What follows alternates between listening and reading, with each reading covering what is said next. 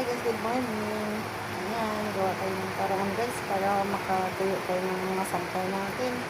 Ayan, walang araw na ito, hindi na lang matutuyo-tuyo. Lalagay ko lang dito guys para makahinan. Kasi ngayon, medyo lumiwanag ang araw, pero mamaya din ay ulan na naman. Ayan, lang natin guys para matuyo ito.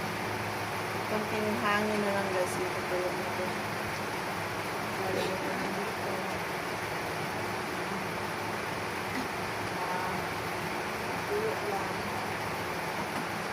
Hangit lang, matutuyo naman siya guys. Pero yung iba, itupiin ko na.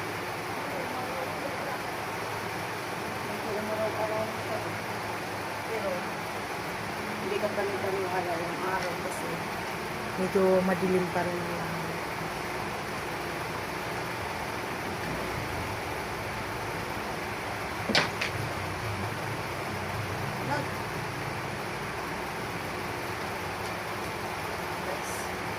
Diyan ko lang muna nilalagay yung mga sampay kong dito lang. Ganyan lang. Ganyan lang siya. Mas ngayon magtutupi naman ako.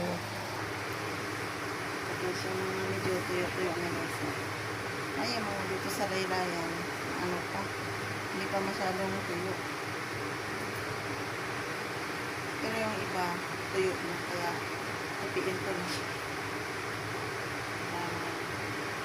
Piliin ko lang medyo tuyo na.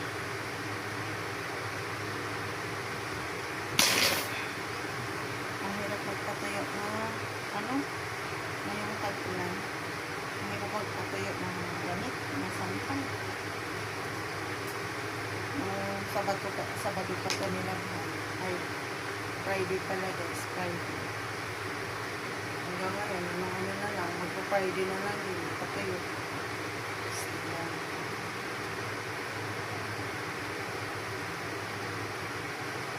Pero yung iba, pwede na matutuyo. Tuyo na siya.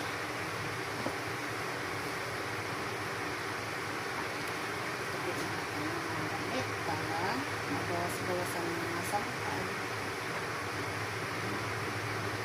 May sampayan kami sa baba. Kaya lang, hindi natutuyo. Pag maaraw kasi, inaakit ko rito sa taas. May sampayan din ako dito sa taas para mabilis matuyo. Patuluin ko lang dun sa labahan ko tapos dito ko na